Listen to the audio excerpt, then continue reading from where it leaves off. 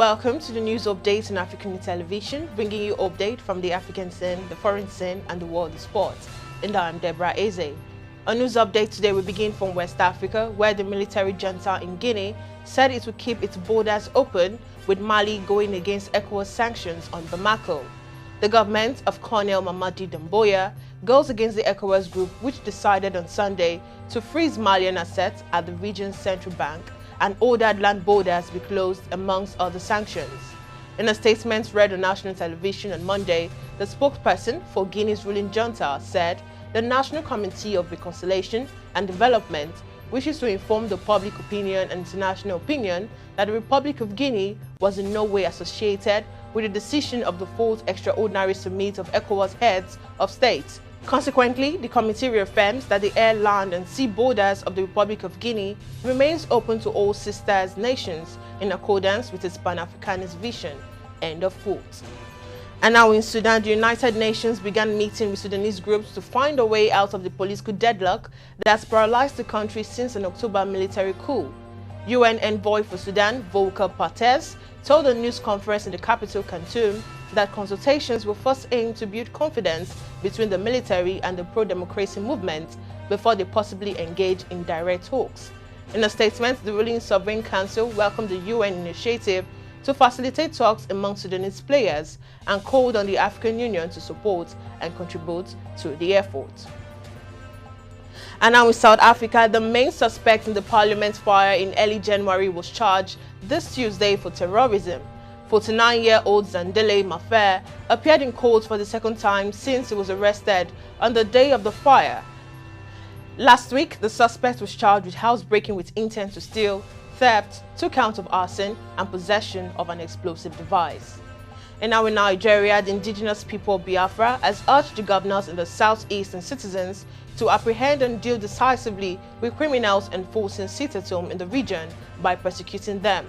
This is as the group alleged that the senseless shooting witnessed in Enugu on Monday was carried out by miscreants recruited by politicians whose stock in trade was the spilling of innocent blood.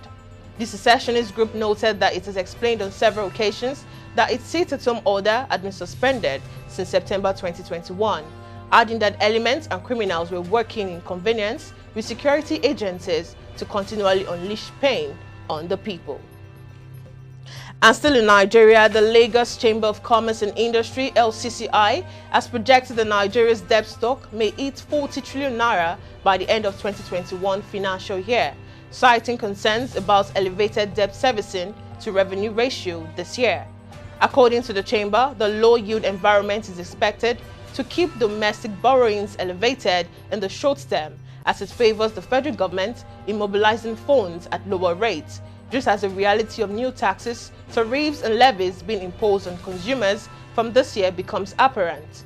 He added that with projected borrowings of 4.893 trillion naira, 4.750 trillion naira, and 5.356 trillion naira in 2022, 2023, and 2024 respectively, debt sustainability concerns will remain elevated. And still on the African scene, Egyptian President Abdel Fattah el-Sisi on Tuesday criticized European government's handling of the migration issue. El-Sisi said Egypt was hosting 6 million people who escaped conflict and poverty in their own countries. El-Sisi made the remarks during a section at the World Youth Forum. He said, and I quote, "We didn't reject them or put them in camps. I am talking about huge numbers, not 5,000 or 10,000, who are our friends in the Europe refuse to receive." End of quote. And now on the foreign scene, the Biden administration said the federal agencies should require weekly COVID-19 testing by February 15th for unvaccinated government employees who are working on site or interacting with the public. A vaccine mandate imposed by President Joe Biden in September covers about 3.5 million federal workers and required them to be fully vaccinated by November 22nd or face potential discipline or even termination.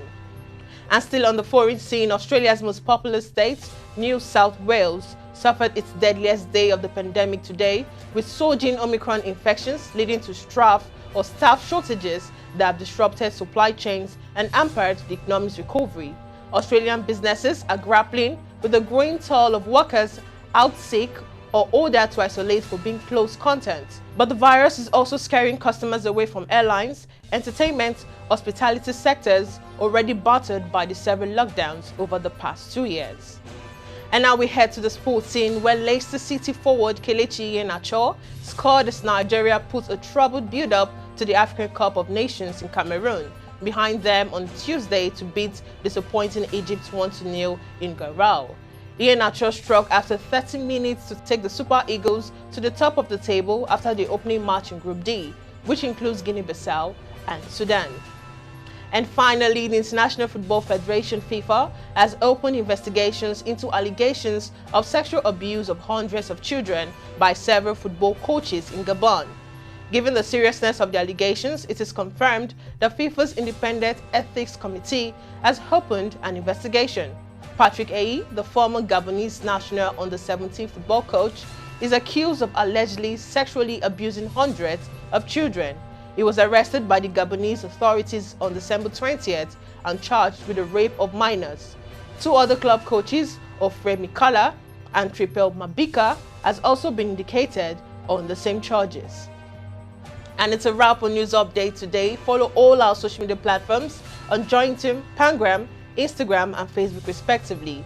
And now to get the Jointim and Pangram app, download from the App Store and Google Play Store on your mobile devices. And also visit our website on www.africunia.tv to stay up to date with our news and other programs. I am Deborah Ezeh. Many thanks for watching.